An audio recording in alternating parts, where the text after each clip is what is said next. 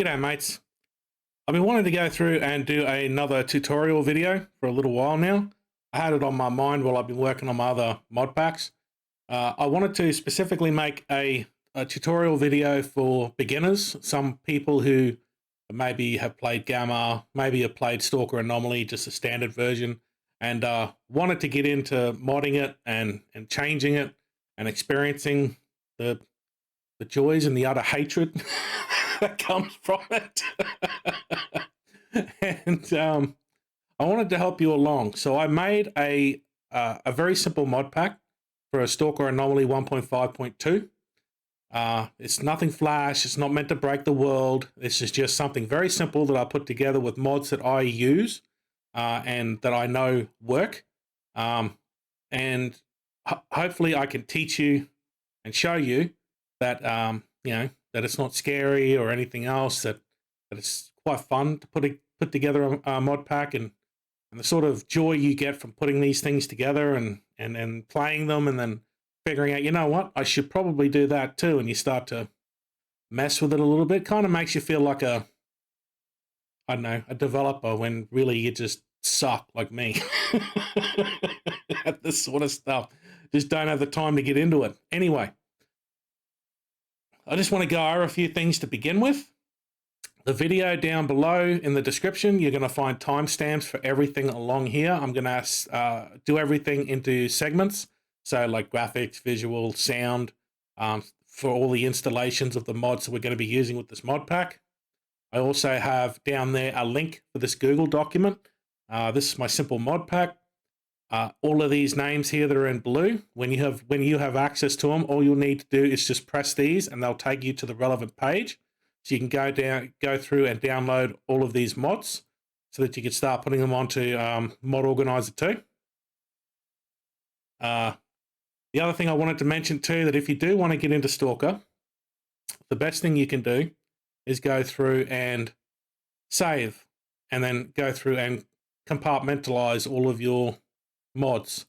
Put them all in places where, is relevant to you, and like areas, crafting sort of thing, just all those types of mods. I've got shit tons of them all over everywhere, so I'm trying to go through and organize them now a little better since I've got my external. Also, if you're going to do all of this, I also recommend that you get your notepad, whatever operating system you're using, and go through and grab all of those website addresses and save them as well here. This is so bloody handy. It also helps with making these as well for me, and going back and double checking mods, etc., etc. All right. On top of that, I did have the flu, and I had a pretty bad chest infection, so my voice is going to sound probably weird, etc., that sort of stuff. So if it does, that's just the way it is. Unfortunately, I'm still recovering from it.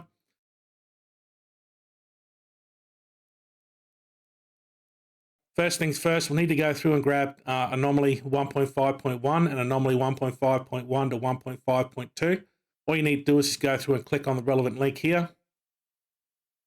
Go down, you'll see the download button. It's a big red button here, you can't miss it. And here are all of the instructions. You go through and you click that button that I just clicked before. And a lot of these mod developers will have descriptions, what you need to do, what to look out for, compatibility issues with other mods, etc., etc.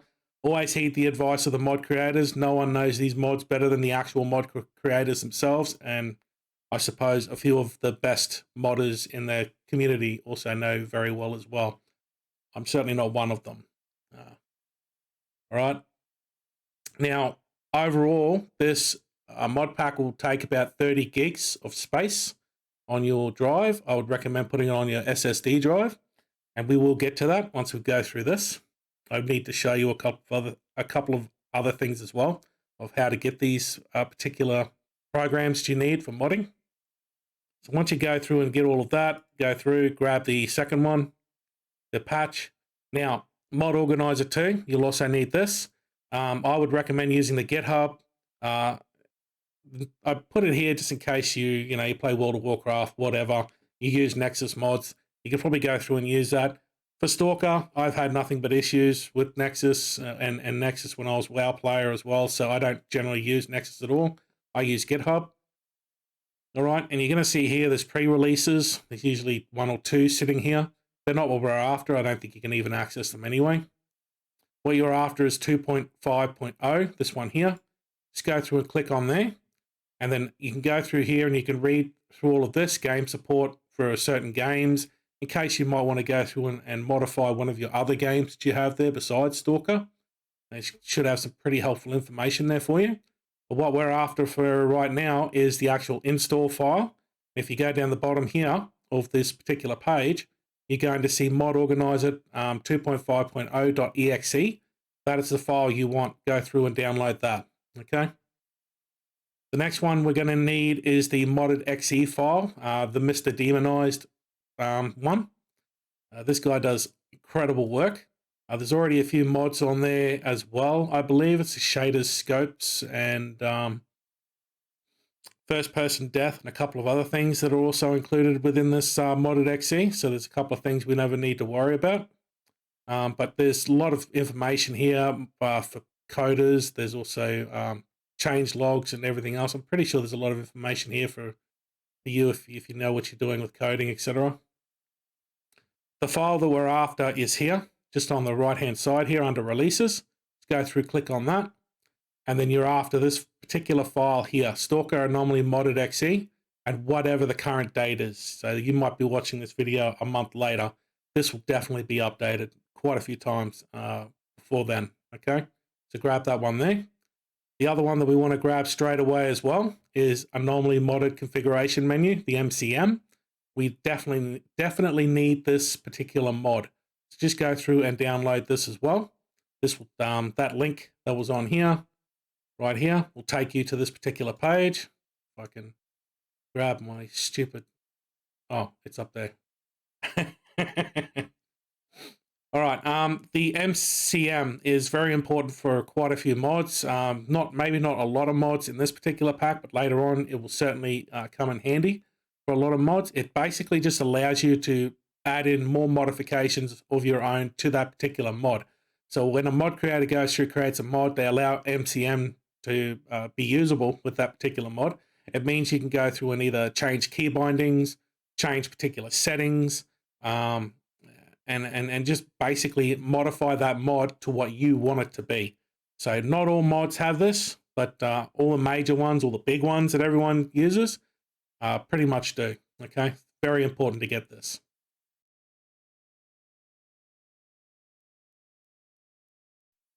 All right, just one other little thing that I just want to add in as well for you. If you're a Mozilla user, I don't use anything else. I use Firefox.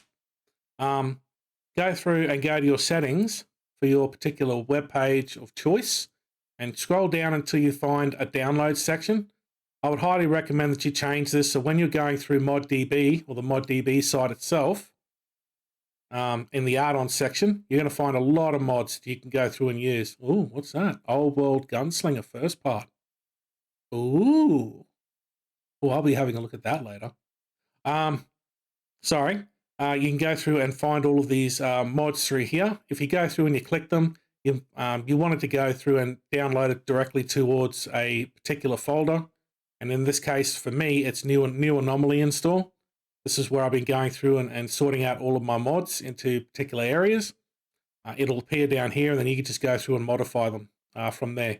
I would recommend going through and doing all of your filing first, because when you use Mod Organizer, if you try to link a mod through Mod Organizer here, and then later on decide to put it in one of your folders, when you try to reinstall it, it won't be able to find it. So you'll have to go through and find it yourself later on.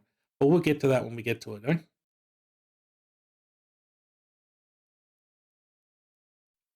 So now we're going to move on to the installation of all of these particular things. First thing we're going to do is we're going to go through and sort out a new folder. So I'm going to call this one CC's Simple Mod Pack. You don't need to call it CC's, you call it whatever the fuck you want. Go through and we will grab Anomaly here. Now, you will also need a WinZip program. I told myself I would say it at the start of the video. I fucking obviously didn't. I'm using 7-Zip. All you need to do is go to your web page of choice. I just type in here 7-zip here, and there you go, 7-zip. You go through and download the file for whatever particular system that you're using. Okay. Either that or you can use something else. I think there's WinZip, there's other types of programs as well. Okay. So once you've done that, go through, double click on that particular zip folder, go through, highlight all of these. Okay. Click and drag, very simple, and chuck it into that folder you created. Now, this is going to take a while. It'll say 5 or 4 minutes here. In reality, it'll take it about 10 minutes to actually do it. I've installed it that many times that I actually know. It could take 20 minutes for you. It could be 5 minutes. It's depending on your computer system and what it's able to handle. Okay, so just give it time. It'll get through it.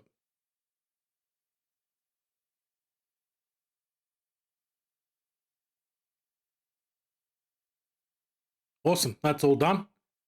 Now go through and install the update. Same thing. Highlight it all, drag it over, let it do its thing. Once that's done, override all the files.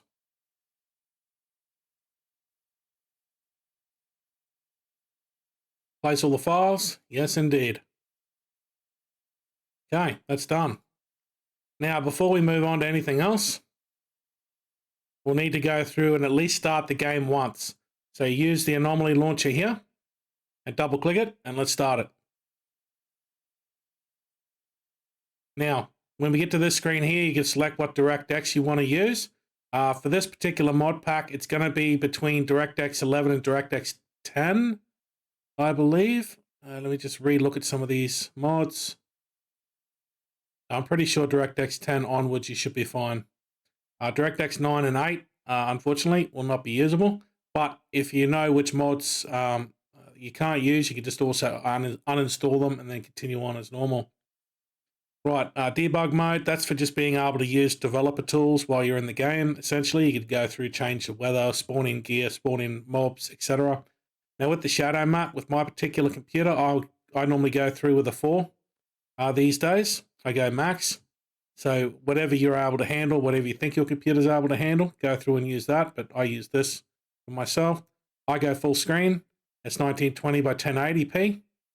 That's all good. Now, this button here, delete shader cache. You will need to click this every time after this particular start. So right now, we don't need to click this button. But after we've done this and we start to run the game again, you'll need to make sure you click this every single time. I will make sure to bring that up for you. For now, I like to always be in debug mode. We don't need to worry about this. Just run the game. This button here. All right. Now, this is all good. We're not going to worry about doing any settings or anything else. I'm going to leave this for the end of the video. Some of these particular mods will end up changing the settings as we go through. So it's better off, excuse me, it's better off waiting until the very end. Okay. Now, you don't need to start a game or anything else like that. You pretty much just got to come in here and then exit. Now, what that's done is it's actually filled up a lot of these files with the necessary files that are needed. I'm not sure what names they are, but it just ends up filling in everything. If you try to mod this without actually starting it the first time, it won't be able to proc all of the materials that it needs in the folders, and you'll just end up with crashes and problems. So every time you fully install a brand new version of Anomaly, at least run it once. Okay. Right, next we want to install Mod Organizer 2. So here's my folder here. Let's go through and double click the exe file. All right. Obviously, you'll need to accept it. Move on through.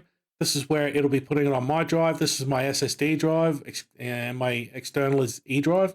So C drive modding, yes, that's all good. Go through. You don't need to select any of these or unselect them. Just leave them the way they are. Click next. Yep, that's all good there. And we want a shortcut, definitely. So just click next again and let it install.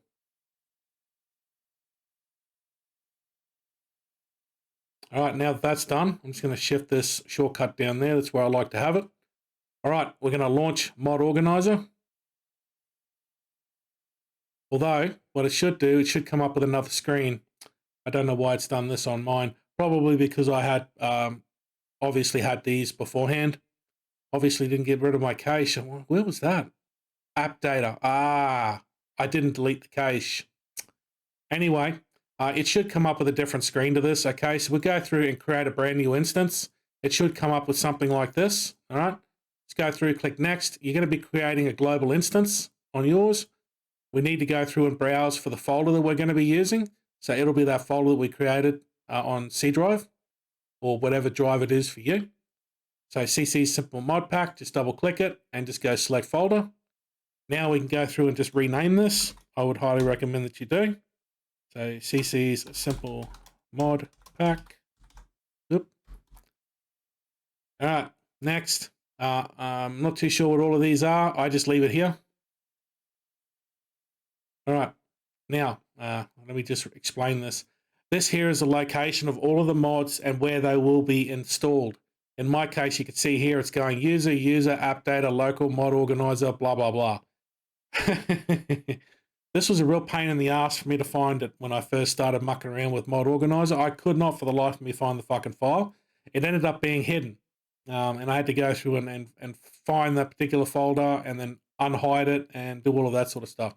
So to avoid that trouble, I would recommend going through and clicking this button here, going through and finding your C drive, find your installation, and create a brand new folder here, and just call it Modor.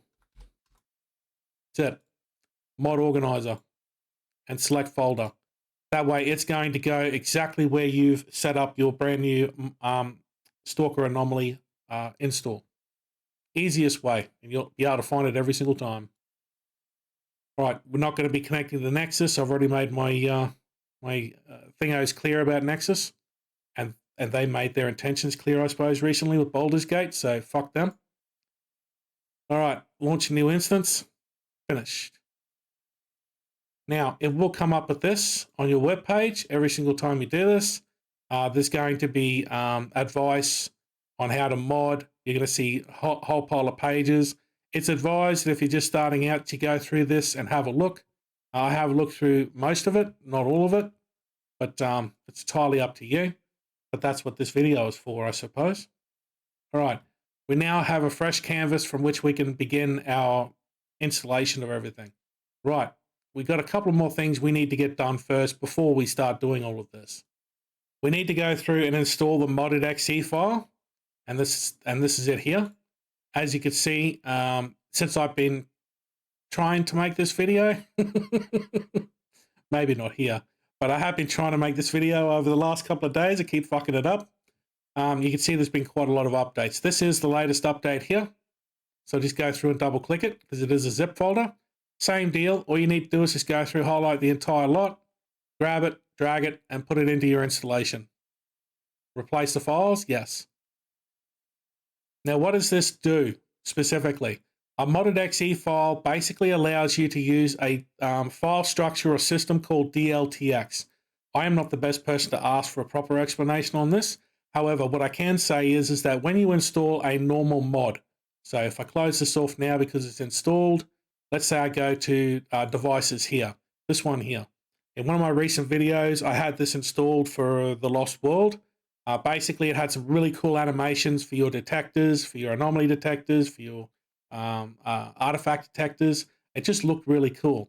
To be able to run that, you needed DLTX. Without it, what it could have potentially done was overridden files within S.T.A.L.K.E.R Anomaly to a point where it may not have been able to run properly, or it would have caused massive conflicts with a whole pile of other files that all use that same file. So let's say they all use a config file called config.cc, let's say for demonstration. All of them are using this one config file. What the DLTX means is it's only going to go through and change the files or sections on that particular file that it needs, essentially just going around it, like the roundabout. The file is inside a roundabout, and you're just driving around it. That's essentially what it's doing. Okay, just makes things a lot easier for modding, etc. That's my best understanding for it. All right, so back to Mod Organizer. We're going to go through and start installing all of our files. Now, what I hopefully intend to do with this particular video is the reason why it's taking me so long to go through and do it. I want to go through and install a particular mod, and then I'll explain that mod if it needs a bit more of an in-depth explanation. That's what the purpose of this video is for. And also, while I'm explaining that purpose, I hopefully will have recorded some in-game footage for you to observe.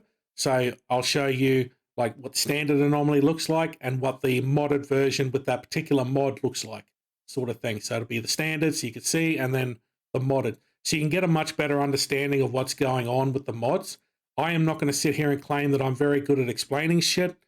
My offsiders at work, because I'm a tradie, they always tell me that they can't understand when I explain it, but when I fucking show them, they understand it. So I'm more of a shower and not much of a fucking talker, and that, you know, that's why I struggle with this fucking YouTube shit. I was hoping it would actually make me better, but it turns out it just makes me fucking worse, you know? Or brings out the worst in me, I guess. Right. So the first thing we want to install is the MCM. So what we'll need to do is go through and create a separator. So I'm going to call this separator MCM straight up, because this is one of my core files that we need to go make sure that we go through and get set up. All right, so we're going to install the mod. Let me do that properly. Right click on the canvas here. I can go through and install the mod. Now we'll just go through and set up where our, where all of our files are. In my case, it's here. I got a folder here for MCM. I'm just going to double click or click on there and then open. Now, when you're going through, the best thing you can do for yourself here with this particular name is simply highlight your mouse over the top of it and scroll your mouse wheel down one. Okay, sometimes it might be twice, 3 times, until you get a full explanation of what that particular mod is. This is going to be very handy for you later on, being able to find out what mods are there. Believe me, some mods you would download can just end up being called game data. And I've had days where I've just gone on a big downloading binge and I've got 5 or 6 files that are all called game data. Now I've got to go through all of those folders and try and figure out what exactly they were. And it just makes it better if you do it this way. It's minor inconvenience to scroll your mouse wheel down once. You call it an inconvenience, not really an inconvenience, is it? All right, install and activate. So you can go through, this is the power of Mod Organizer. You can go through, let's say, and you've got a couple of mods here that you've installed. You've run the game, but the game crashes. Obviously, a mod is causing the issue. So you could get a, well, you will get a explanation box here saying, oh, it is the m4.oog or OGG, whatever it is, or something like that. You sort of know then, okay, that is a texture file.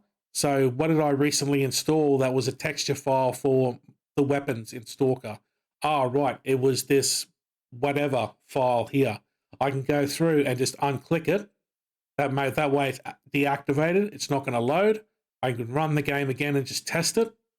If it doesn't crash, okay, there's a problem with that particular mod. You can either go through, if you're a coder, try and figure out what is wrong with it and go through and code the thing yourself, or uninstall it and maybe go onto ModDB and find something else to utilize. I've had to do this with this particular pack. I've had to go through and grab separate things because I was having issues that I had never seen before between mods. But I am not the biggest person of some of these other mods that I was actually grabbing. So I didn't really have much knowledge with them. But this one I pretty much do, besides the redone collection and the new areas I don't have a lot of experience with. And the crafting. I don't do a lot of crafting. The only thing that forced me to do crafting was Gamma.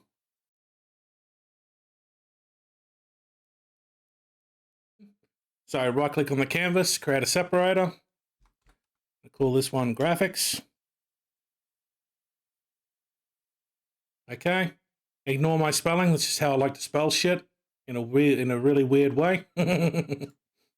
All right, the 2 mods that we're going to be installing for this are Misco's Weather Revamp Revised and Dynamic Time-Based Tone Map Extended. A brief explanation of these. Essentially, this is just going to change all of the settings within S.T.A.L.K.E.R itself. So it doesn't use any reshades. It doesn't use anything outside of just the standard S.T.A.L.K.E.R anomaly settings that are in there. And it sort of dials them up to some really, really good settings. This actually looks really good by the time we input these settings. And we'll do that in my demonstration that I'll show you. Right, so this is very good for all of that stuff. It also helps with the trees. They sway a lot more. It looks like it's more like the wind is actually affecting everything and storms. It just looks incredible. Dynamic time-based tone maps. This basically just makes the time difference between of the day a little bit more seamless. So let's say here where I'm circling is 7 o'clock. This is midday. This is going to be sunny, and maybe midday was going to be a storm or something like that. So in the process of going between those set amounts of time, it'll go through and slowly change it, so it makes it more natural, like a storm is coming on. It tries its best to do it. It's not always 100% successful, but it does do it. So go through and install those mods. I've got my graphics section here. Mishko's weather revamp. We'll install that one first. Now it'll come up with this. Just remember, scroll the mouse wheel down once over the title, just to make it easier for yourself. We're going to grab Mishko's weather revamp revised, and we're going to grab weather dynamic parameters. This is what makes the trees sway. If you get into the game and you don't like that the trees are swaying so much, or you think it's a little bit too out there sort of thing, you don't need to install this particular file. But I will be for my version of this pack, okay? And then we'll move that up to the graphics section and activate it. Next thing that we need is dynamic tone map right here. Go through and install that. Just mouse wheel it down once. If you wanted to, and you wanted to make sure that there wasn't other things that were being installed with a particular file or mod, you can always hit the manual button here. It'll come up with this for your first time. It'll give you a brief explanation of what to do in this particular install. This is the install that comes with Mod Organizer. There are two other versions that I know of. There's a Bane mod that it's called, and that was the one that we used for Mishko's. Just go through and select what you wanted to use. The other one is called a Foam mod. It's a little bit more in-depth, and that's usually on the higher end sort of mods like Triple S Shader mod, Boomstick, Sharpsticks, and nearly every single mod that Grok has done. Grok is probably the most well-known modder in our community. Nearly all of his mods pretty much have a foam mod in there, besides a few of his really earlier ones. You can exit the tutorial by just simply clicking there. And you can see here that everything's fine. It's just the game data. Everything's good. We will get to a more explanation on how to operate this with another mod down the line, okay? Just going to hit OK, activate it, and away we go. Now you'll see here that there is a conflict, all right? So that just means that there's a file in here that's overriding a file in here. That's all it is. These two mods go hand in hand, so it's sort of like a friendly sort of conflict. It's just basically going through and just grabbing whatever files that are here and just probably setting them up. I'm not good at explaining it, but this is a good conflict. There's nothing to worry about here. The time where it would be a bad conflict is if I was to move dynamic tone map here in front of Mishko's instead. So what happens now is, so whatever settings are here will no longer be utilized in a sense, and it'll be utilizing what's here. So whatever you do with Mishko's basically will essentially not work in a sense. Okay, so your order is pretty crucial. If you go from the very first to the very last, that's the order of priority that it will load each single mod. So in this case here, that's Mishko's is #1 priority, and then dynamic tone maps. So this is also a big thing as well. You could come along to starting the game and the game crashes, doesn't give you an explanation as to why, or you get into the game and everything is just chunking down to like 5 frames per second or something like that. It could mean that you've got a mod that's really heavy, that's using a lot of systems, and you've got it right at the very end of your mod pack sort of thing as a demonstration. It's not always the case. What you may need to do is grab that particular mod and move it to the very first priority. And when you go into the game, you'll see that everything's running fine as a demonstration, okay? That shouldn't happen with this mod pack for you. Now we're going to get into the game and we're going to make some of these changes. So I'm going to show you here. we need to go into the game to input these settings here for Mishko's weather revamp. This is going to change all the lighting and everything else, so it looks really, really good. I really like these settings. We're not using enhanced shaders. I generally myself don't hang around shaders or reshade a lot. I should if I want to continue doing this, but let's just say I'm a little scared of it still. Every time I touch it, I somehow fuck it up. So I generally try to stay away from this. That's why I like using just the standard settings. For me, the game looks beautiful enough when you get in there, and you'll see those changes when we input this. So I will have this linked up the side there while I'm making changes. All right, let's get into the game. What you need to do is click the run button over here. I've got all of my settings still set up. Now, because this is the second time we're running the game, you have to make sure you click delete shader cache. All right? Do this every single time you start your game from now on until you reinstall Anomaly again, and then you start the process from the beginning again. Let's get in there. All right, I'm going to go new game. Don't need to worry about selecting anything, just start the game. All right, we're in the game. You can see it's fairly dark. You see the trees are swaying. This doesn't happen in normal Anomaly.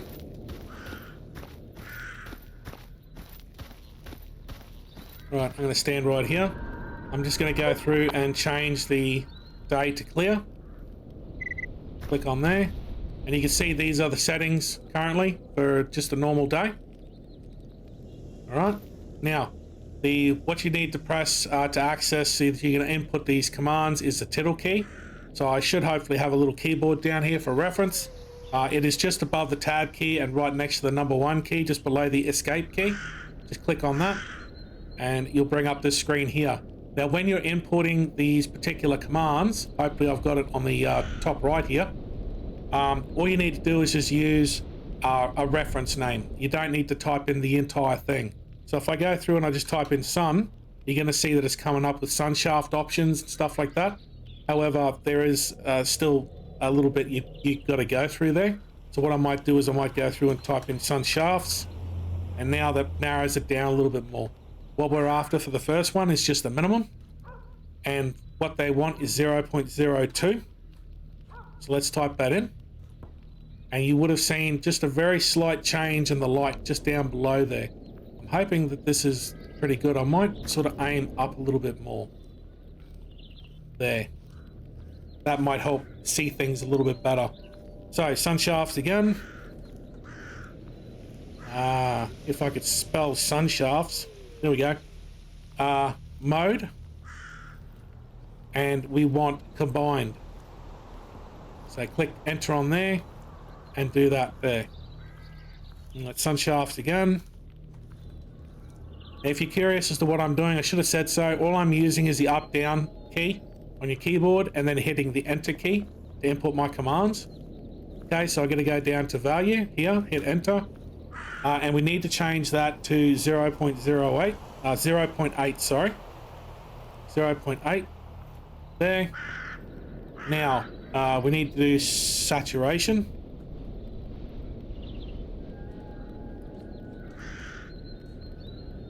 Saturation, and that needs to be 1.2. Okay, gamma, gamma, that needs to be 1.05. There, you would have seen a change in the color in the light, I should say. There, you just start to see everything start to brighten up and get a little bit more pizzazz about it, I suppose. Not really a great word, but you know, it'll do. Exposure, it wants 1.1. There, you can see that's definitely a big change there. Those settings, saturation, gamma, and exposure, you can do within the settings themselves, but it is easier here because it just allows you to see exactly what you're doing when you're inputting the commands. Sun shaft, not sun shaft. We want lum scale down there. Just the lum scale? Yep. We want 2.2. There.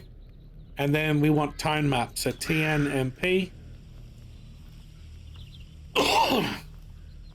tone map on off.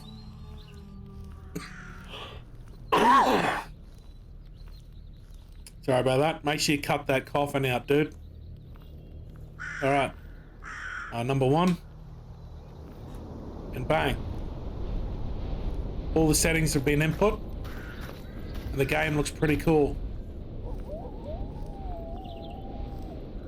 It's very nice and bright.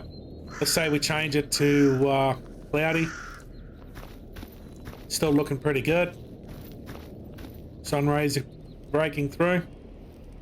Let's say we go for foggy. It's looking really good too. That's what I love about Mishkos. It's such a simple thing that uses the game itself for all of the settings, and it still, to this day, for me, just looks incredible.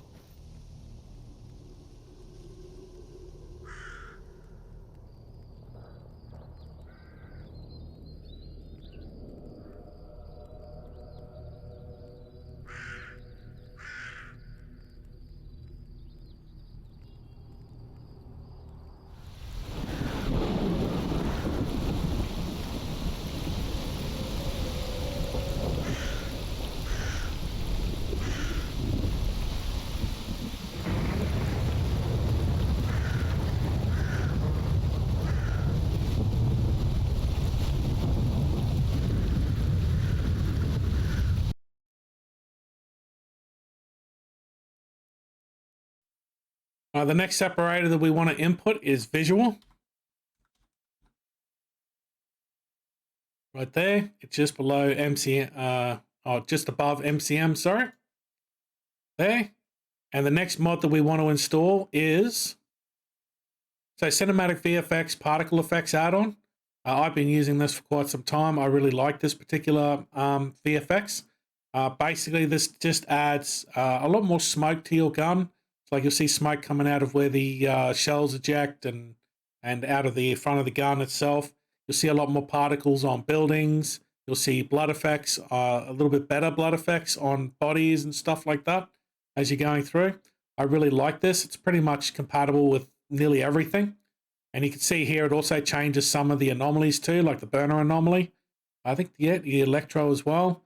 Grenades are affected. So it does quite a lot, this particular VFX. And I think it's, just like I said, I think it's just one of the best ones to use. So go through and install that. That was in my graphics section. I should have, I tried to make different sections to make this a little bit easier for everyone. But, you know, it's much for muchness, I guess. Hey, the VFX 3.7, open. Now, there will be a couple of selections here. Just make sure you go and scroll the mouse wheel down once on here. You'll need the core files. As you can see here, you need these. You've got a choice between brutal and realistic. I like to just choose realistic myself. Or in this case, this time I might go brutal for it. And then we got blood decals on characters. We don't need the README file, but it is recommended you go through and read that. You can just simply right-click it and open it up in here so that you can go through and give it a quick read before you install everything. And it decided to spawn it over on that monitor. There's not much here to go over. It's just telling you put contents of core and everything else. Okay, very, very simple. Now, with this particular install, the reason we want to go through and uncheck everything that we don't want. The ones we do want, we want to keep checked, okay? You'll see here there's 00, 01, 01, 02. Pretty easy to figure out. This is your first choice, 00. You've got two 01 choices. You can only select one of them. And then your second choice here. Now, when we go through and start installing, this one here you'll see will disappear as soon as we start to move one of our files. So we'll need to move this file here and this file up here to where CC Simple Mod Pack. It's where it says that. And it'll go through and organize all of the files where it needs to be. So let's do that now. Left click, drag it, click it up top. You'll see that realistic disappeared. So it's no longer an option for us to select. Then we'll have to go through and put the game data up there. And as you see, as soon as you're removing game data, those particular areas are disappearing. So it's MO2 is very, very intuitive. It's extremely great modding tool to utilize. Extremely powerful as well. Okay, so that's all good. It all says looks valid here. It's no longer red and it says looks invalid. Click OK. Now we'll move that to visual because there will be some other mods that I'll be installing later on.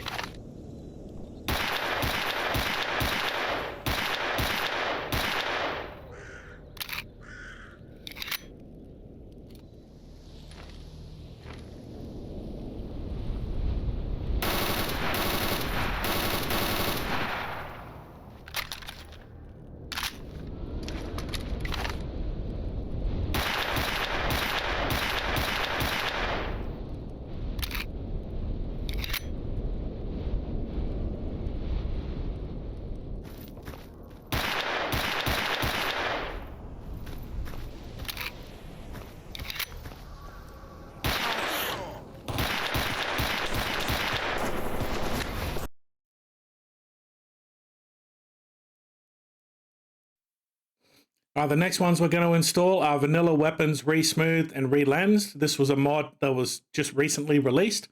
It just happened to release when I really was trying to find a skin pack for the guns. So fortuitous timing. This is not a complete mod pack. It is sizable, but it's not complete yet. It's still a lot of work to be done from what I understand. But as you can see here, just by the images, the differences between all the guns as he's going through and retuning them to be a lot better. So this is definitely a mod pack to keep an eye out for. You can see here the whole of, I think that's the Green Dragon, perhaps, or the Remington. And you can see here that he's fixed it up. So it's very, very cool. Definitely keep an eye on this one. That's why I've included it in this particular pack. I was going to run a reanimation mod pack, but I thought against it. It's just going a little bit too complicated when we don't need to just yet. It's supposed to be a simple mod pack. Next thing is Enhanced Recoil Overhaul. This is optional. You don't have to install this. I like to run Enhanced Recoil, but I do feel that the base Enhanced Recoil in Anomaly is a little bit too extreme. This here tones it down to a more sort of realistic level. I'm not going to stress the realistic. I'm just going to say that it just feels a lot better. Okay, from what I've tested with it. It's only been a couple of weeks that I've used it, but it's pretty good. I like it. It feels good. It looks good. Okay. This here is better red dots for default weapons. Some of the red dots in the original Anomaly are not the prettiest things in the world.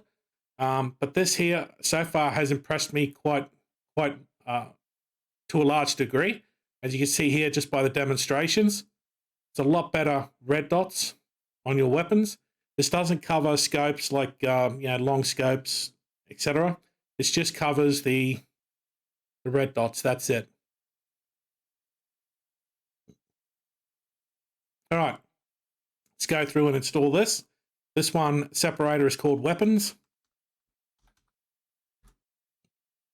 All right, first one, Vanilla Weapons. Go through and install that. My weapons section, it's called Fixed Models here.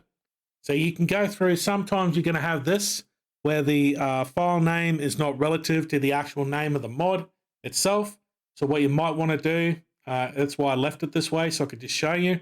What I might do is go through and just rename that particular file. And I will just call it Vanilla Fixed. Oh, hang on, it's already got that. So I'm just going to call it Vanilla Fixed Models. There we go. And I'm just going to change the name. So now it's going to move down to the bottom. So that's the one we're going to install. Vanilla Fixed, just scroll down once. There shouldn't be anything here to worry about. Just click OK. It is a sizable mod, so depending on your system, could dictate how long it's going to install. But I think it's going to be worth it in the end. I think this is going to be a very good pack once it's completed. So definitely keep an eye on it. The next one is Concussionless Enhanced Recoil. So I've got it here, Enhanced Recoil, ELR, BAS. BAS just stands for boomsticks and sharp sticks. The option that you want here is the fourth option, number 4. Version 4 and version 5 are just recoil model values. It's just differences in the recoil in between them. I use number 4, and like I said, it's quite reasonable. I like it. So I suspect number 5 is probably a little bit more aggressive. Version 4 now supports AR pack. Anyway, 4 is the one that I use. So that's the one we're going to install. This one here. Scroll down. It's all good. Activate that. And then we're after better red dots. Right, and here it is, realistic red dots. There. Go through and open that. You've got an alternative Seymour and FNX version. Just scroll down, just make sure it's fully filled out. I'm not going with this. I'm just going with the main. And click OK. And it's installed, ready to go.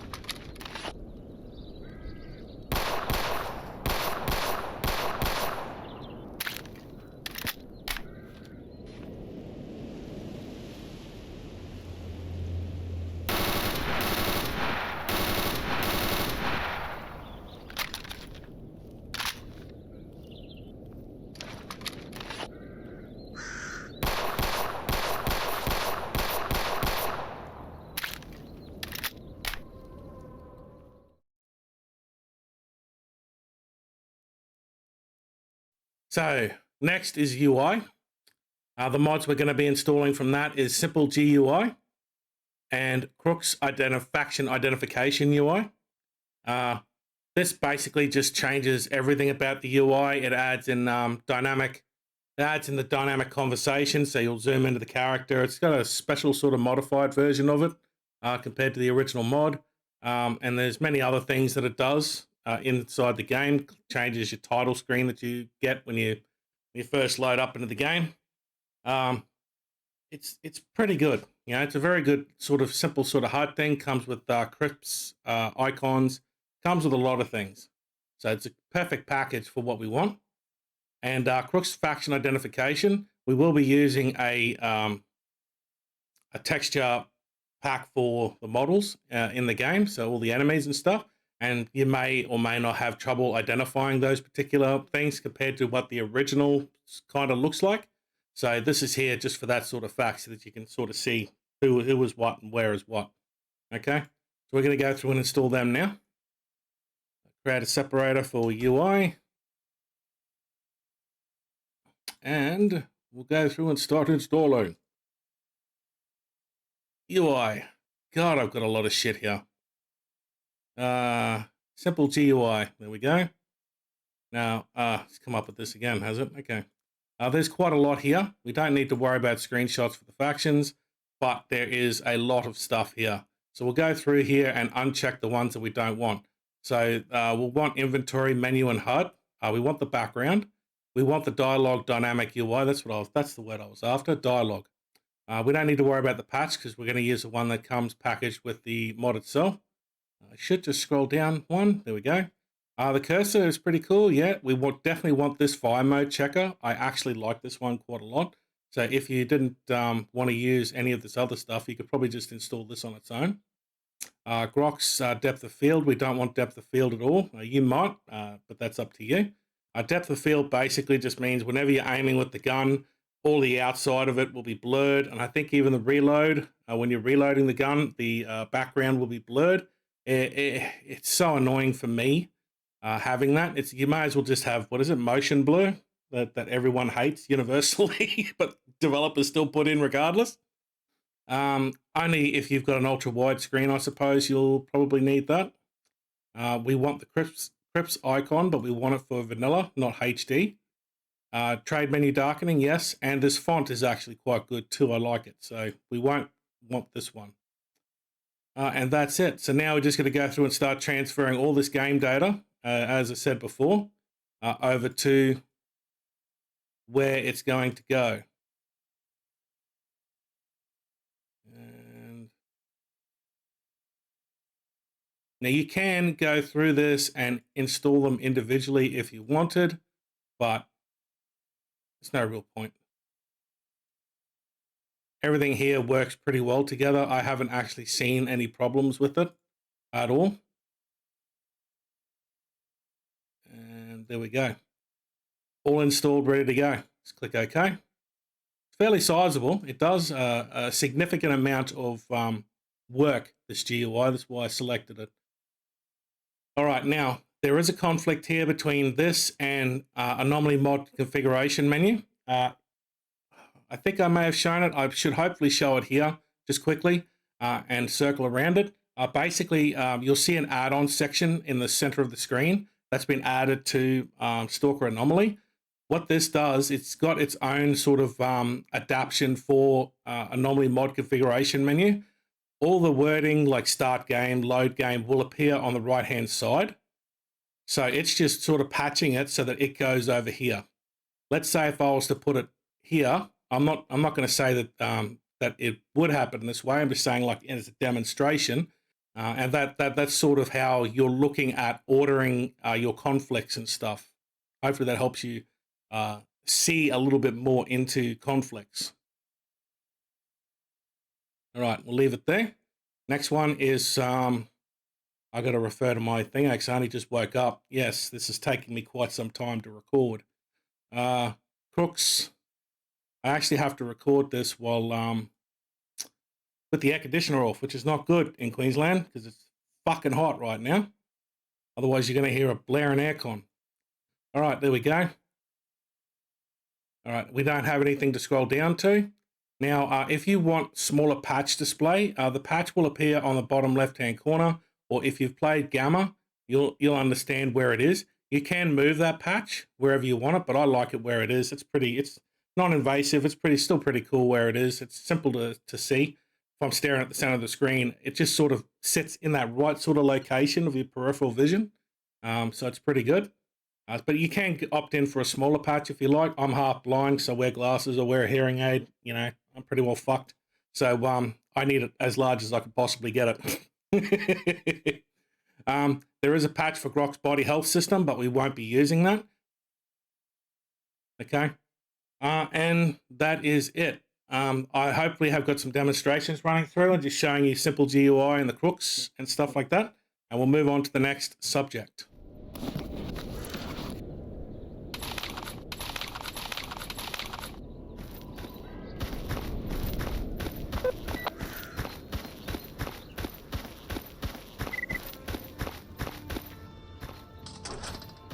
Здорово, рад тебя видеть.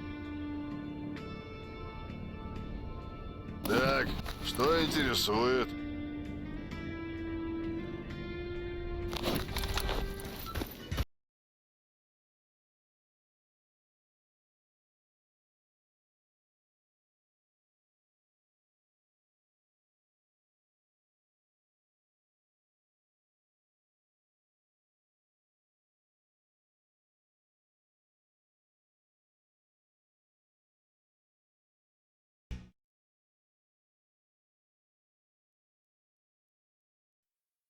Sound is the next one that we're going to be having a look at.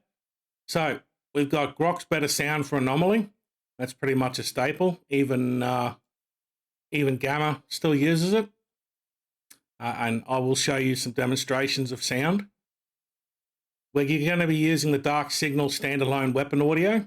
I find this one to be quite good for what we're utilizing. So going to use this one, and Eden Sound Revamp. This is sort of like the ambient sound, so your wind, the actual sounds in the background, In standard anomaly, you'll hear someone screaming, then you'll hear dogs randomly, cats, and just random wind sounds and stuff like that. This will cut out quite a lot of that, and it will deaden the zone a little bit, as you see here, giving the zone a dead and moody atmosphere.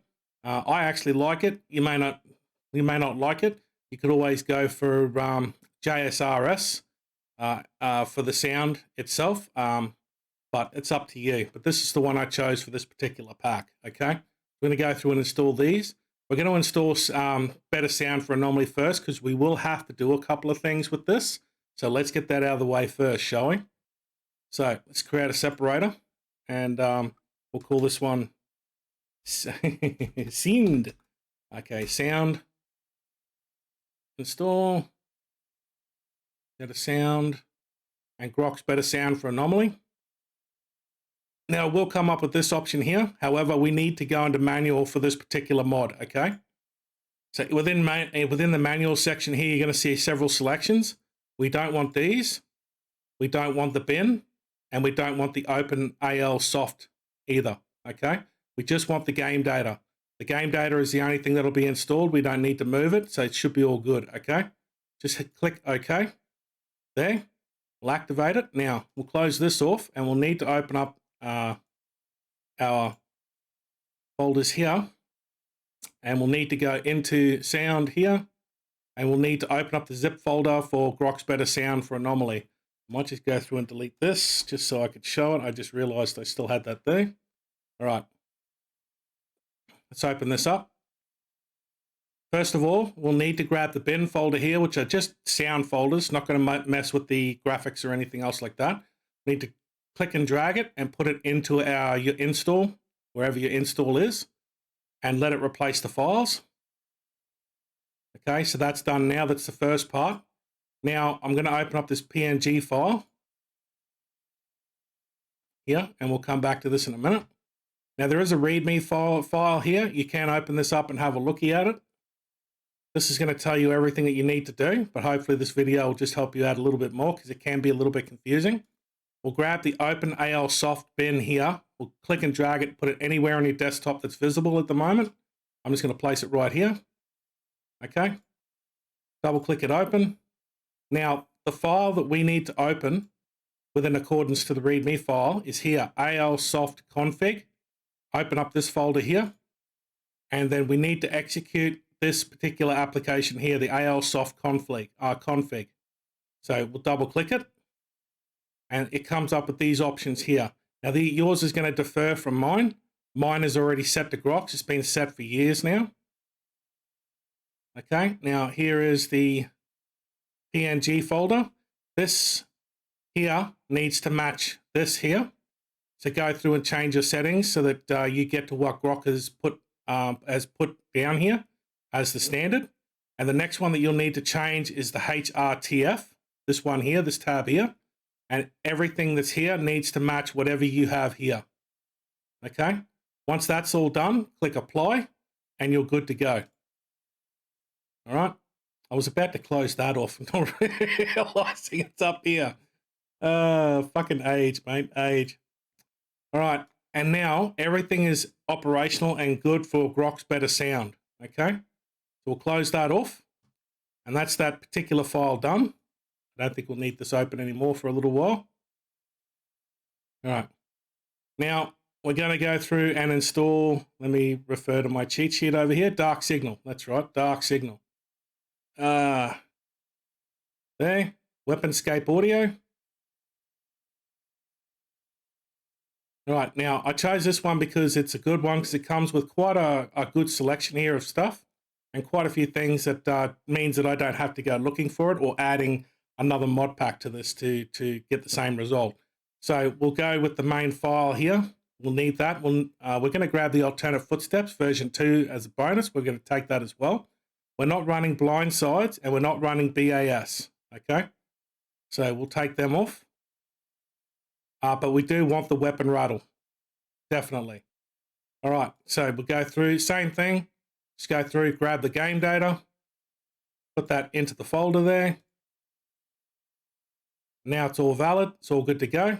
Click OK. it is an extensive file. It changes all the gun sounds in the game. So, and we're only using standard anomaly weapons anyway, so there should be no conflict at all. Those other files that were there are basically there because there are slight conflicts with the weapons and stuff like that. And I will show you that when we do the demonstration of a couple of guns to keep an eye out for.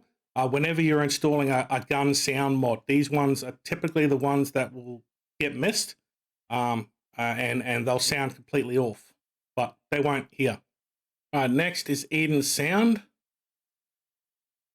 Now, this will come up with Mishko's sound revamp. If you go here, and we'll see here, it will come up with Mishko's sound revamp whenever you download this particular mod. So I would just go through and change it for your reference, Eden's sound revamp here, just to make it easier for yourself when compared to the thingo here. You don't have to. It's just a little thing that I like to do. Well, I suppose for me presenting. Okay, now just go through and scroll the mouse wheel down once.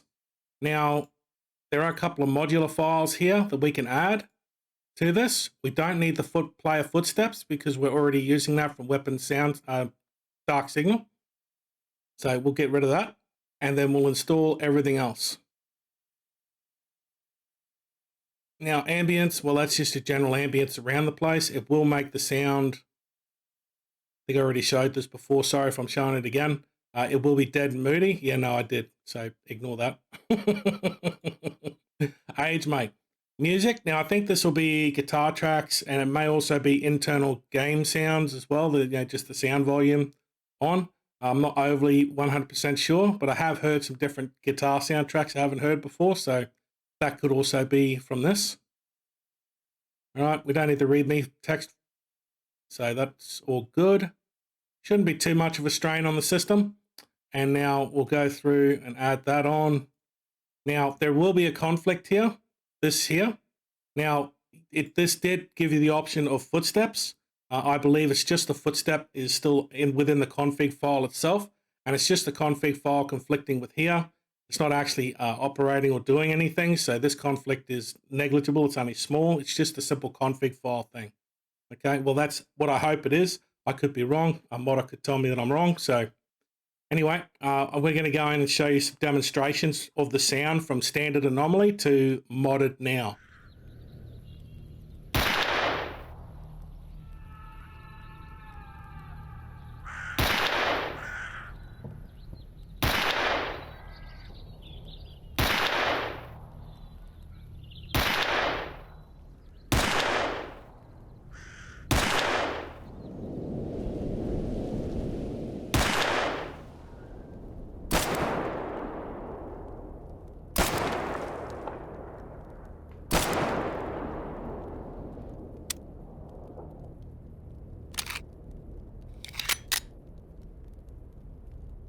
Right, now some of the weapons to look out for sound indifferences, whenever you want to test your sound to make sure that everything is okay. What you can load up is the Mosin. Is a pretty good common weapon to go and load up. The Mackie itself will also have a slight difference whenever you're reloading the gun. So there might be a slight sound indifference, but here you could hear that it was fine. It's still using the internal game one. And the other one is that can cause issues is the AKS. Let's grab some ammunition as well. There. Getting hopeless. Getting hopeless. Okay. So, loading's already there. Definitely the bolt is what will cause the biggest issue. But here you can, it's quite fine. And reloading is also an issue. Nothing wrong with it.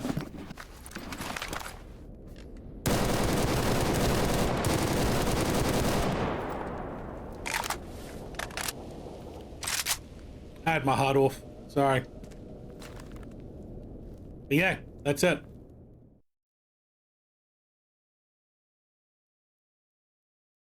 All right, the next one is areas. Now, this is purely up to you whether or not you wish to install this one.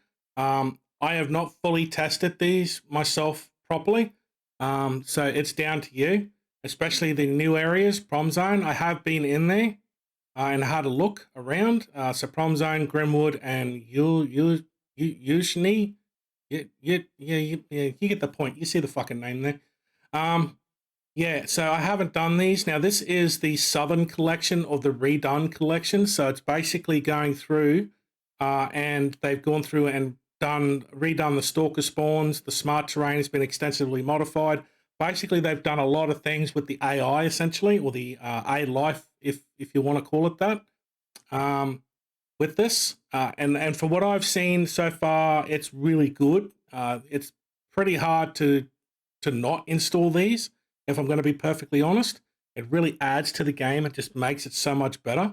There are a couple of complementary mods we need to install. That they are the AI mods that we will install later on. So this is essentially the southern section, and they're starting to release the new northern section. I had to go through and change some of my links because they had erased the prior version of this, and now we've got this newer version. So there must have been an issue with it. I did notice there was a conflict on the install. There might still be a conflict there. But anyway, let's go through and install these. If you don't want to, like I said, you don't have to, okay? If you're not ready to take that leap. Separators, so I'm just going to call this area, I'm just going to call it areas. That'll do. I think that's what I called it on here. Yeah, it is. So areas. Right, we're going to go through and start installing those. So area updates. Okay, the redone collection is just there. So open that up. Now, what I would do just to make it easier for yourself, because eventually they will release all of the northern areas, and there will more than likely be a collection pack. Maybe they'll even do a full collection pack of the entire game much later. So just keep an eye on it. For now, what I would recommend is just typing in Southern at the end of it so that you know exactly what it is, sort of thing. Okay, so we'll go through and install that. The next one we're going to do is Radar and Red Forest. Sorry if this sounds a little bit off, but I did have to go through and... Oh, it is okay. Oh, well, it just doesn't matter. It replaced it. I must have already replaced it, but forgot to link it. Okay, so there it is there, Radar and Red Forest. Now, you've got 3 selections here. You can just install only Radar or only Red Forest. What's the point? It's... as well install them both. And then here, I'm just going to scroll down so it comes up with its updated list, and I'm going to type in Northern. Just for personal reference, this will help you out later on. Now, there is a conflict there. I'd say it's just a config file conflict between the two. But when I load the game, I haven't noticed anything wrong. Everything's still working fine. But I haven't actually myself been in Radar or Red Forest. So there could be a slight issue there. Now, the Prom Zone, Grimwood, and fuck me. What a stupid name. It's probably not a stupid name to those people, but Jesus Christ. Okay, I'm just going to add Prom Zone to this. Just so it's personal reference, I know exactly what it is then. For what I've seen of Prom Zone, Grimwood, and that name that I can't even say, it looks pretty good. One of the levels kind of reminds me, in some respects, layout-wise, to Escape from Tarkov, but I'm sure there is a lot of differences between the two maps, significant differences, but some of the layouts just gave me that vibe, you know, so it's pretty cool. All right, and there's those. I should have a demonstration video there for you just to show you some of the new areas and show you how this has changed the AI within the game. So, yeah, let's move on.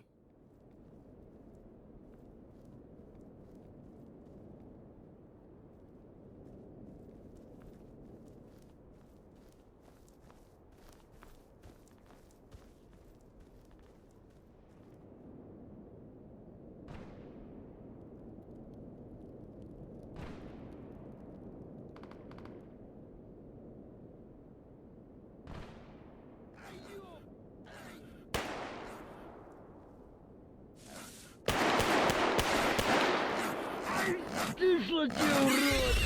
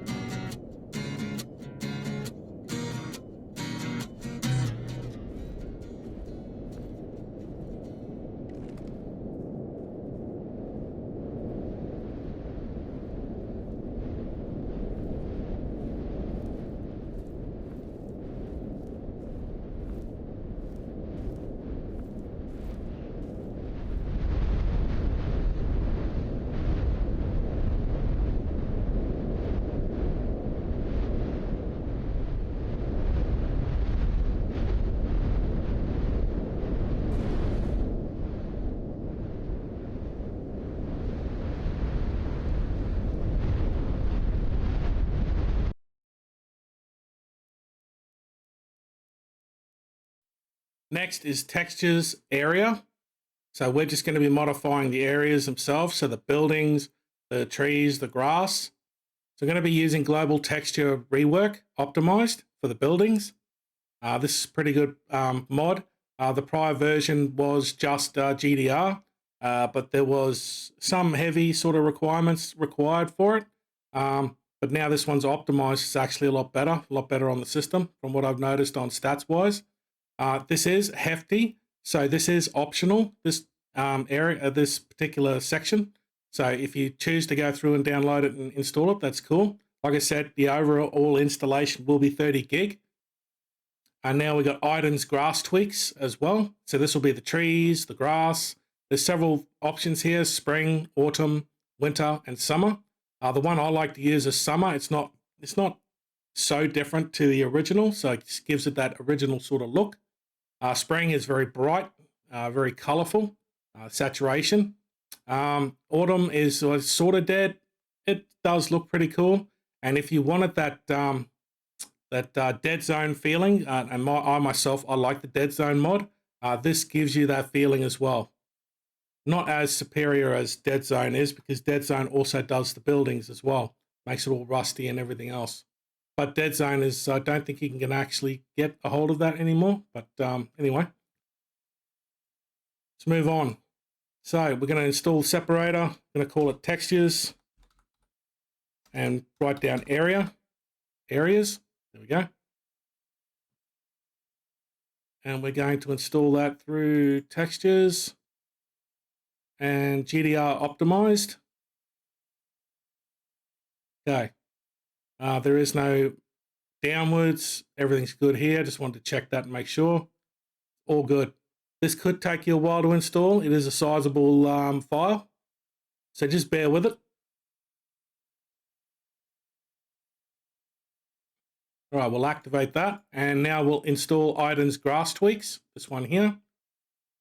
Now, the good thing about Iden's grass tweaks is you can actually tweak it to what you want. So let's say you wanted dead trees everywhere, but nice lush grass, or very bright sort of grass. You could do that if you wanted to. It's fairly lightweight, so it's not very impactful on the system. That's why I like to use it. I just scroll down. Oh, it's already set. Okay. Now, if you wanted to, this is a foam mod. You can go through and select whatever combination you wanted. So let's say you wanted autumn grass, but summer trees. Whoops, that's summer grass. Summer trees. You can go through and select whatever you wanted. But for this, I'm going to be using summer grass and summer trees, because then it pretty much looks like an updated version of the original sort of look. Go through and install that.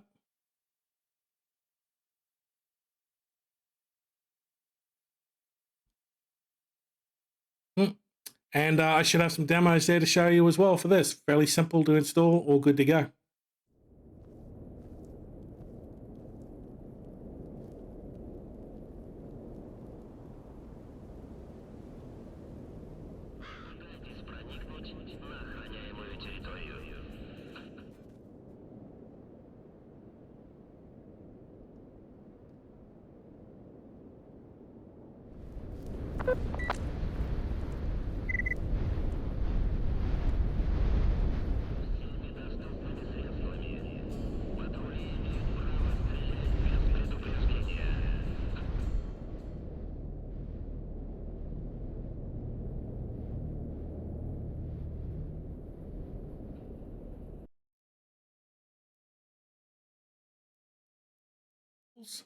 So we're going to be using fixed vanilla models and textures for our first one.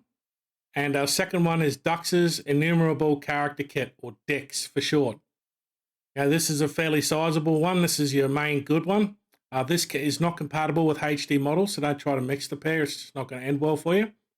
It is strongly recommended you start a new game. It's not required, but it is recommended you start a new one. There's a lot of models that get fixed in this one. Now, also, this also borrows some models from, or some of the fixes from, fixed vanilla model and textures, but not all of them, I believe. So the way that I've structured it on my list there, fixed vanilla models has to go first, and then Dux's. We'll get to that when we install it. Explain a little bit more.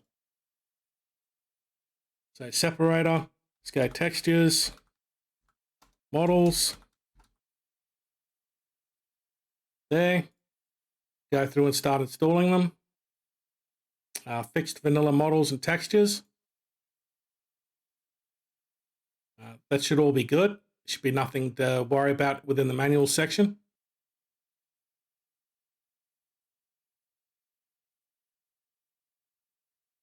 And then Dix. Now Dix is a foam mod. There is some patches here and we'll go over that as we're going through it. You don't need to select it though unless you want to run some other mods, but I just wanted to show you what you will be patching in case you decide to. All right, so we've got Warfare A-Life. We shouldn't need to worry too much about that because we've got the area updates. BAS compatible, improved ranks, Lost to the Zone and Blackjack. Lost to the Zone is quite a fickle mod considering its age. Yeah, those are the patches you can install if you need to. Now this is fairly sizable. It could take a little while to install. All right. So you see that there will be a conflict between the two. It's mainly down to the config file and the fact that this one has some of the models that this one has gone through and more than likely fixed them up a little bit further. So if you were to say put fixed vanilla models after Dux's, this would load and then this would override whatever Dux's enumerable kit had done to those particular textures, models, / whatever. Okay, so just want to make sure that fixed vanilla models is in the front there.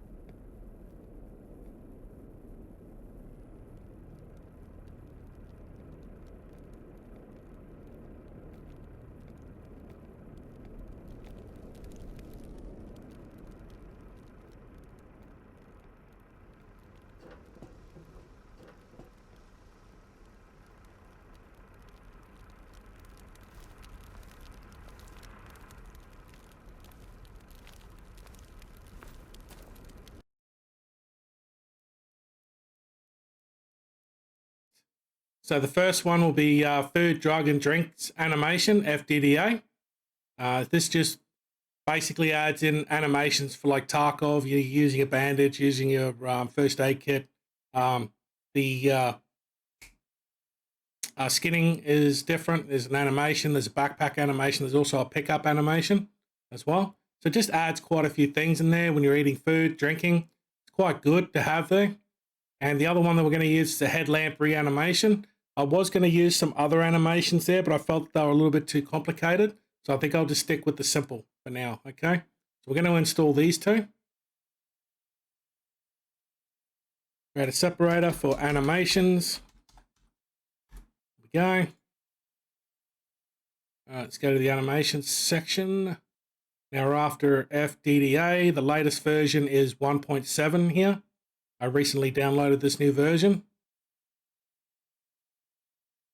I should have it linked on there. I'll make sure I check it.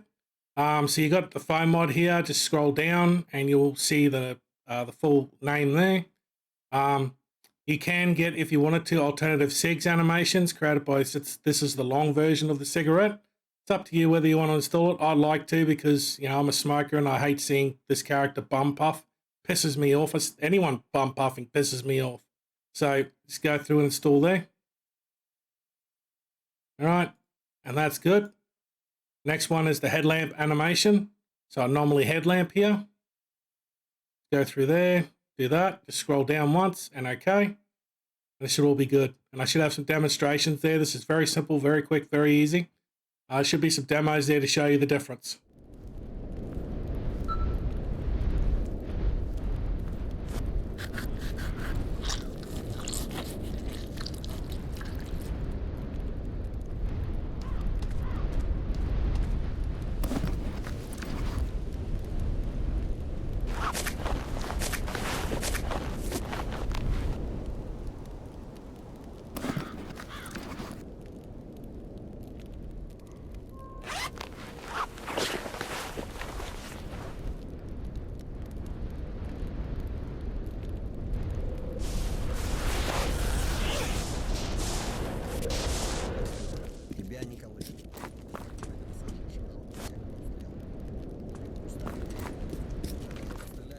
Пока загораешь на спинке, перещелкиваешься на спарку. Ставишь калашник.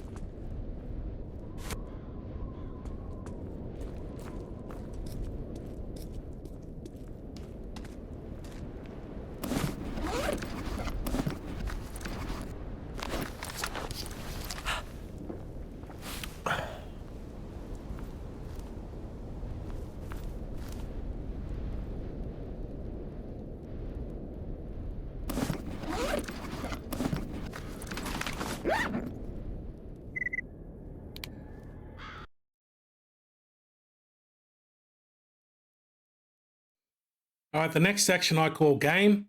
These are just mods that are, well, I can't really put them anywhere else. And they basically change the game as a whole. So all of the internal sort of mechanics. So we're going to be going with Trader Overhaul Complete as our first one. So all the traders will sell items, I think, attributed to their particular faction. He now mostly sells wide range of guns and only a few armors now. So you can see the list of changes here to all of the traders and what they will sell and what they won't sell, and what the hard mode version will do to the game as well. So it's good read to go through all this, but it does overhaul the entire trade system, and it just feels a little bit better overall. The stashes overhaul. This one here, I primarily got this because I like the idea of stashes not having anything in them unless you find a stash coordinate. So that's mostly why this is here. It's also, it does overhaul the actual stashes themselves. I think from the gear and what's actually in there, and there's a dedicated tier system in there. So I like this one. The DLTX mini mod repository. There's a lot of mods out there that aren't DLTX. This mini mod repository made them into a DLTX file, and there's a whole pile of them. We're only selecting a very, very minor few of them, but this sort of mod pack here, I would recommend installing all of the mods separately and then naming them, and I'll show you that as we go through. And the other one that we've got is Nitpickers. Nitpickers has a couple of mods in there that I like to use. I've been using them for quite some time as well. So we'll be installing this one as well. Okay. So the next separator we create is game. And we'll go to the game section. And we go to the first one, which is the trader overhaul. It will come up with this sometimes. Maybe a Bane installer. This installer looks like it may contain a Bane installer, but I'm not sure. Installer's a Bane installer. Just go yes. Okay, and it will come up with these options here. I don't worry too much about the neutral traders as an optional file. I just go through and just select the main overhaul main folder. That's what I select. Okay. Activate that. Next is Grok's Stash Overhaul. All right, this is Grok's Stash Overhaul. Just like with nearly all of Grok's mods, they have a foam mod associated with them. Now, you've got patches here as well. I don't think we have anything that we need to worry about patching, but we'll select it anyway just for thingo's sake and just have a look at it quickly. And we'll see that we've got BAS patch, no loot, and TB's bugged stashes. Oh, yes, I know what that mod is. Yep. All right, so let's not worry about that. Let's just go through and install the main mod. All good. Next, you've got the default behavior, so you can still have it so the stashes will have loot in them. But I'm selecting no loot in unmarked stashes because, like I said, I like the idea and the concept of it. It is in Gamma as well, so I just like it. Select it, install. We're going to go through and install the LTX mini mod pack. All right, now this has got a lot of mods here. Now, what I mean by going through and installing these separately, some of them do require it, and I'll point out the mod that I would be most worried about for this. It's Lost to the Zone, this one here. So what I would do is I would just select that and then add to the end here, just write down LTTZ, Lost to the Zone, and then I would install that separately, right? And then if you find another mod that you like, I would do the same there with that, okay? So it is very handy to install the mods in that sort of fashion. But like I said, we're only installing a couple of mods that we need, and I've had no issues with installing it this way. Okay, so the first one we're going to get is autocomplete, unofficial. Essentially, any kill quest that you get, just a quest where you need to go somewhere, do something, and that's the end of the mission, it will autocomplete it. Some missions, like the very beginning that you get from Wolf, where you've got to take the newbies out into the zone and go and kill something, that will still autocomplete. And if you know anything about that particular mission, your screen will go black because the two companions you've got will just disappear. So just kind of make sure you're still not in the middle of combat when that happens, when you complete the mission. I've had that happen and I've died. But other than that, it's perfectly fine. Any other fetch mission that you've got to go and grab something and take it back to the person, or take a delivery and deliver it to someone, they won't autocomplete. You've still got to do those particular missions, okay? And that's the only one that I really want from this. Like I said, I want to try and keep this simple. So let's just install that and activate it. Now the next one is Nitpickers, this one here. We'll be grabbing a couple from this one, so just scroll down the mouse wheel so you've got your right name there. Going through, and we're going to leave fast transfer on. So essentially what it says here, hold down shift and hover quickly over to move many items between bags without clicking. Gamma utilizes this. So I'm not too sure if he utilizes it from Nitpickers, but Nitpickers is in there. So I assume that that's where it's coming from. Geiger Hush, this just keeps the Geiger counter that you've got on you within tolerable levels, so it's just not beeping and causing so much noise. Keep bolts, knife pistol, we don't need that. Nah music, no inventory closed to disassembly. I like having this on, so keep this on. We get rid of all of these. This one here, skinning with a space bar. So whenever you're skinning, like you would have saw in my demonstration before, you've normally got to click, but here, this just allows you to just go space bar, quickly done, just quality of life stuff. Stats display, total weights, I leave this one on, and that's pretty much it. I don't really have a demo to show on this one. It's pretty self-explanatory. What it does is all mostly just quality of life stuff, and you'll see the difference when you play the game.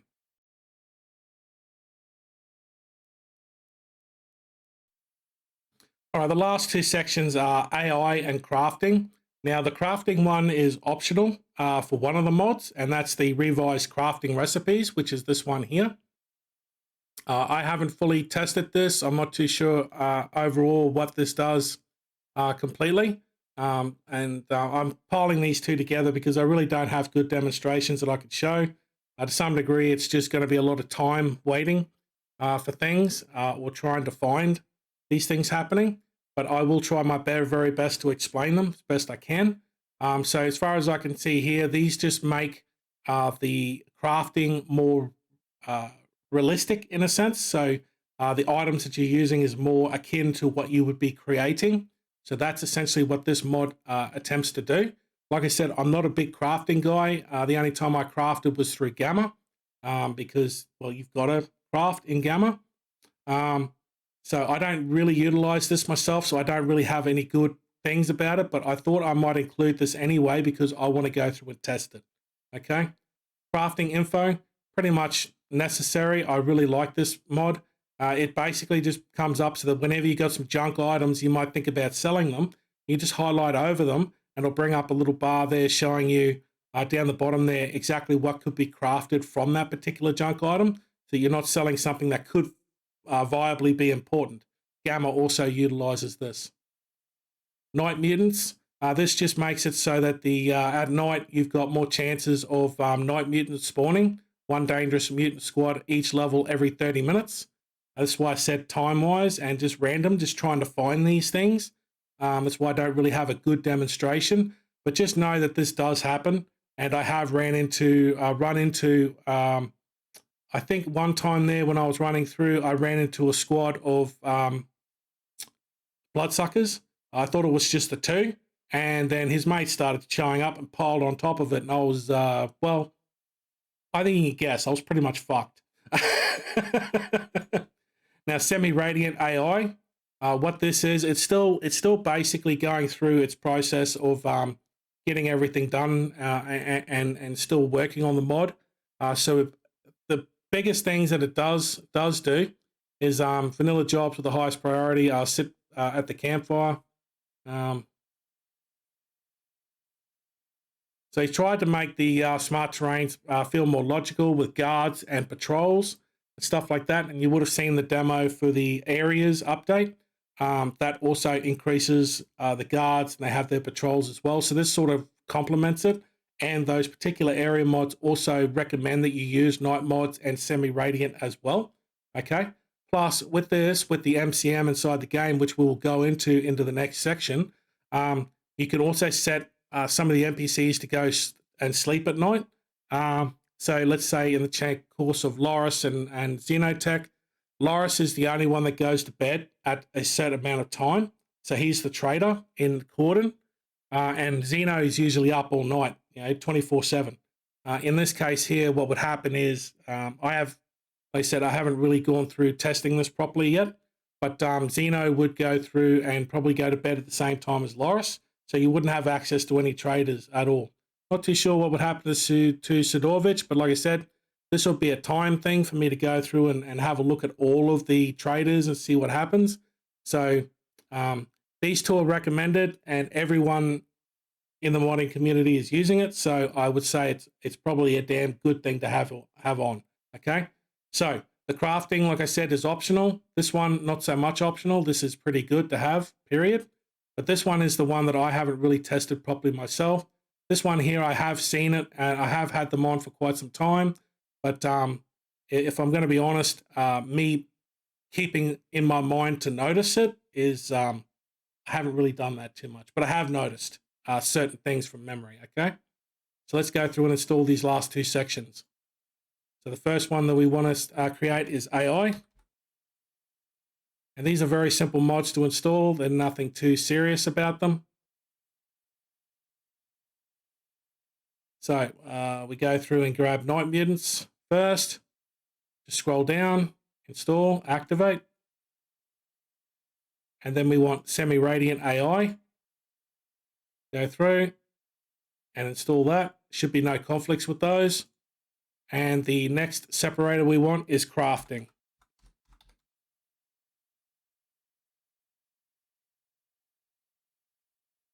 There. Now we want revised crafting recipes. ELTX, yes. And install mod crafting info in the tooltips. And well, for 30 gig, it's almost 30 active mods, 29 just shy. But this is the complete package overall that I came up with, that I feel is quite simple to put together, and it is significant change. There are significant changes enough in the game to notice nearly every aspect of the changes. And this should give you a very good base in which to begin your S.T.A.L.K.E.R modding as you go through and experiment with other mods, see what happens. Like I said, I hope I said in the beginning, crashes are going to happen, conflicts are going to happen, things are going to happen. You're going to have to use your head when you're modding. A lot of modders aren't going to have all the answers for you, but with a particular mod or something like that, if you're having an issue, you can go to those particular mod pages and just leave a comment down there and do all of that sort of stuff. And then you could probably bring up the problem or what have you. As long as it's not a you problem, sort of thing. Some of these modders will not take too kindly if it's a you problem sort of thing that you bring up. But if it's a definite serious sort of issue, bring it up, because these guys are always looking for feedback on those types of things. So try not to be a smart ass. These people put a lot of their own time and they're getting nothing out of it into these mods. And all they really want, you know, is just comments, you know, and just a little bit of you know, the like button or updates or whatever it is kids call it these days. All right, just be nice for fuck's sake. All right. Now we're going to go into this last section here. We're going to go into the settings. Now is a good time. The package is complete. I've done everything that I wanted to do, let's say. And I want to go through and actually run the game, go through, set up my settings. And I'm going to show you some of my key bindings. Some people have asked me about my key bindings.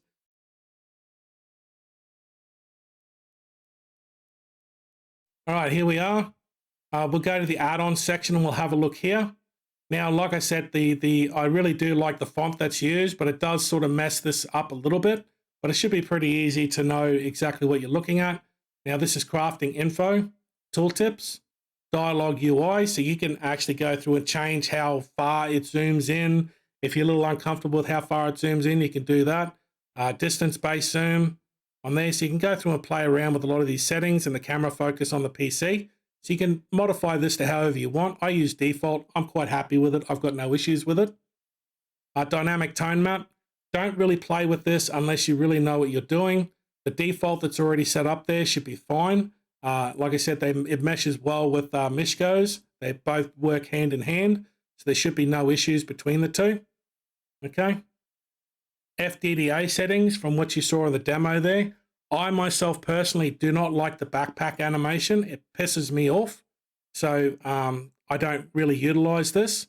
Now, with the pickup animation, okay, I'm not too sure if there are fixes specific, but for something like boomsticks and sharp sticks, this animation can look very, very weird. It's almost like your arm's being pulled out of its socket when you're trying to grab items.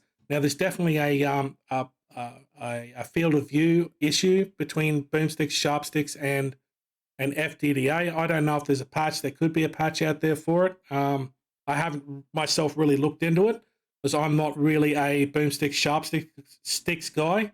I'm more of a desolation lover. I love the desolation mod. I'm pretty much using it all the time myself, but it was a little bit too overly complicated to put into this mod pack. I would have to explain far too much, and it would just be too much for someone new coming in. So if you use boomsticks and sharp sticks, probably like Gamma, I would just go through and deactivate it so it's not really utilizing it and throwing you off. Okay, so like I said, I have noticed that Gamma doesn't actually use this animation. They probably still have the same problem, but I can't. I'm not saying I know. All right, that's just something that I've noticed. That's it. So I get rid of those because I don't like them. Faction identification. So if you want to change the position of where that little icon is showing up, this is where you do it. So you're just positioning where the X and Y axis is. Go through, fiddle with that, and you'll be able to get it into a more comfortable place where you want it.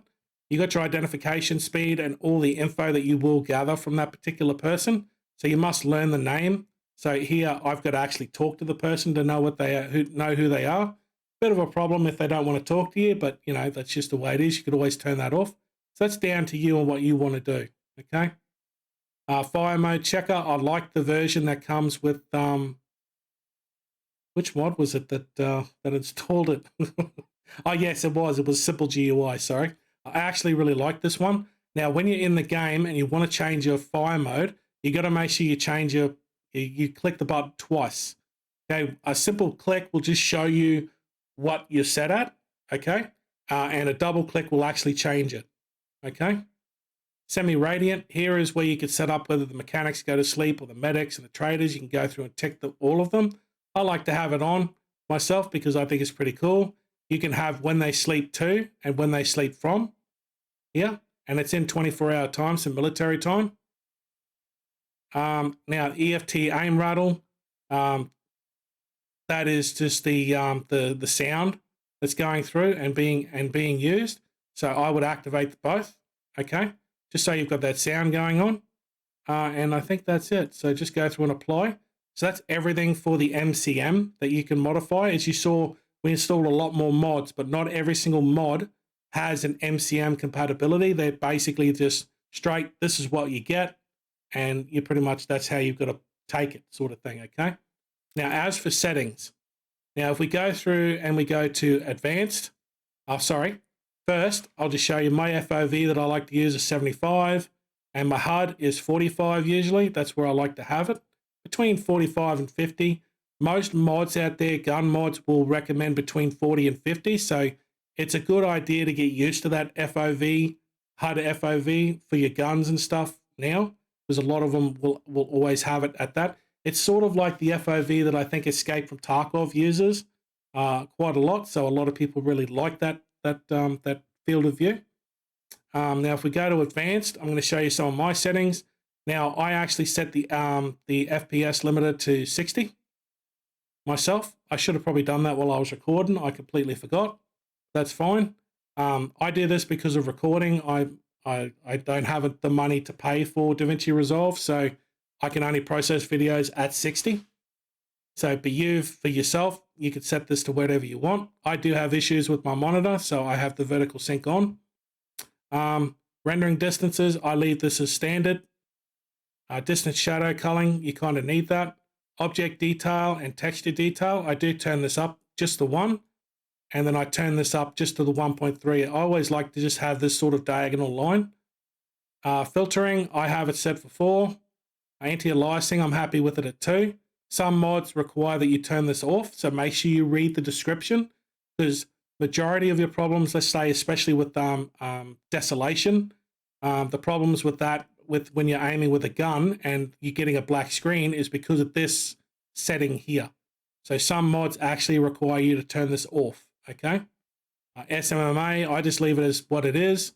Now the detail bump and these two, I'm not too sure exactly what these do. I can't really tell you. I haven't really looked into it, but a lot of other creators that I've watched and modders have it on because they say that this does not really affect your frames per second much at all. So I just leave it. I just turn them all on. Now grass rendering distance, density, I leave it around about here, but I do turn it down just slightly. Okay, just so it's not so overwhelming. I like to have my grass size around about the 0.7, so it's not so tall as to block my vision, especially when you're running summer grass and stuff like that. There's a lot of grass around the place, so it can be quite off-putting, okay?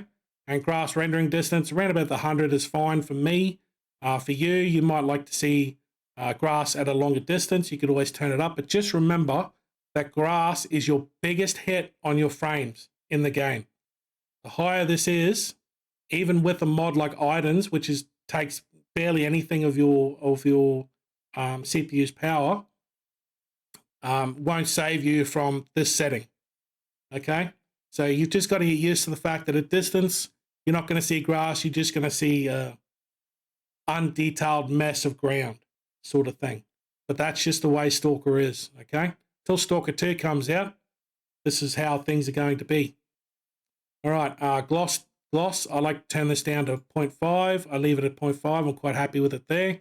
Lighting and shadow, I leave it where it is. Now, sun shadow quality, I actually turn this up to extreme. Okay, I like it up fairly high. This, as far as I know, also there was a video that mentioned it as well from one of the creators. I can't remember his name. Started with a D, I think. Djovic? I can't remember. Sorry if I'm butchering a name. He said that extreme, there wasn't much of a hit between medium and extreme for FPS. So I have it at extreme, and you're utilizing both because that's the setting that we set with Mishkos. So leave it there. Sun rays quality for volumetric, I leave it at low for myself. I'm not running the most superior system out there, so I don't mess with that too much. SSAO mode, if you want to activate it, go ahead. I usually leave it off. I'm quite happy with the way it looks without it. Okay. Now, unless I'm installing the S.S shader mod, I will then go to SSDO, because the S.S shader mod is a massive increase in graphics to this particular mod pack. I've already had it installed before I uninstalled everything for this video when I was testing out all of the mods I was going to use. And S.S is just beautiful addition to this pack. So if there's anything you want to add for yourself, adding the S.S shader mod is perfect for this, okay? just remember also when you're going into the advanced, most of these settings will require you to restart your game. Okay. As for SSAO quality, I think the web page for Triple S shaders will tell you exactly what you want to set that at. So make sure you heed the advice of the modder himself. Like I said, no one knows the mod better than them. And that's pretty much it. So if I apply, you will get a bit of a blank screen on here. Now, don't be too scared about how long it takes. When you add on Triple S shader mod, this will take significantly longer. Okay. So if it goes black, just be patient. It will come back. It's just doing what it needs to do in the background. So before we restart the game, or quit the game in my case, I don't think I really need to show anything else. I'm just going to show you a couple of other settings that you might want to go through and set up. There's the crosshair. If you want to be a little bit more realistic without the crosshair, turn it off. All right. Player, I leave all of this on here. Enhanced recall, I think I've already shown that we turn this on for a specific reason. You can turn off the item usage animations, but I'll go over my keyboard shortcuts for that. Now, as for gameplay, I would need to be in the game to show you this, but when you get into the game, unless you're running hardcore mode, I would have to install a different mod, right? But there's, you know what, actually, I think I'll just go through and apply, and we'll start a new game, just so I could show you that option. It's no good just explaining it.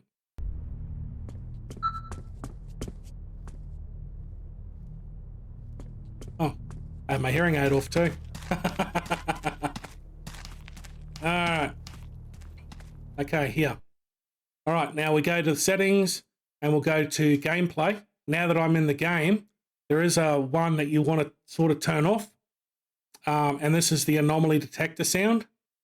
Now, just be aware, messing with settings in here will mess with your hardcore difficulty if you wanted to play hardcore. So you would need to find a mod that actually turns this off independently outside and then add that in.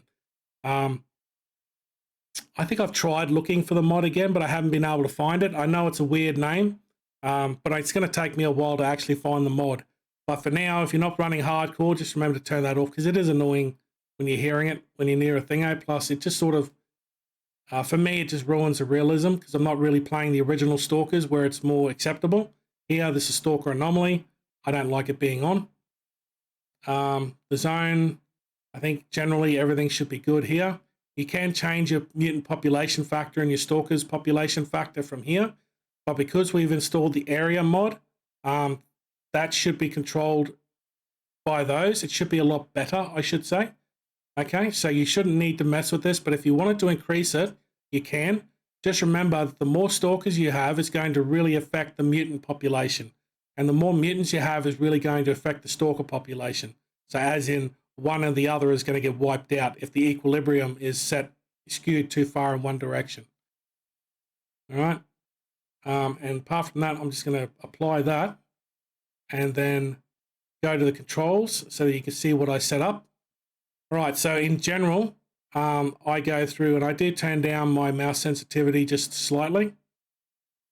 And I did turn this down to about, I think around about there, 0.8 and 0.1. Around about there somewhere. I do have my toggle crouch, walking, and sprint on, and aim on. I like to toggle my aim, and all of these other ones. I like having these on as well. For crafting, you can turn this off because it is annoying to have to press the Alt button. But if you're not real too sure about exactly what you're doing with crafting, I would probably leave it on, just so you don't accidentally destroy one of your guns. That can happen, and heartbreaking as well if it's just the one gun you managed to finally get on the hardest difficulty. So we'll apply that. Now the next, my keybinds. When I go through, I like to have my crouch on C. My lean left and lean right is set for Control and Alt. It just allows me to use my pinky finger and my thumb to aim, to lean, I should say.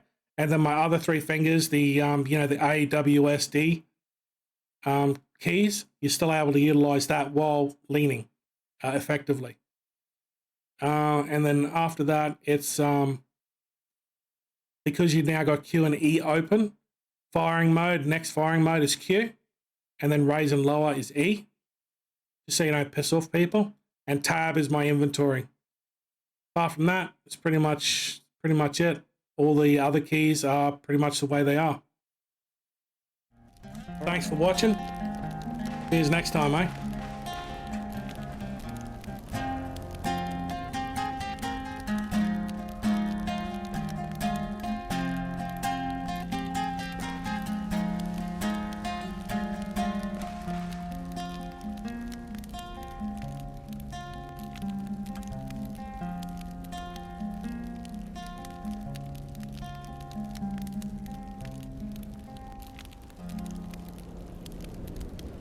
Эх, и здорово ж у тебя выходит, а? Пожрать бы чего хорошего. Так ведь нету.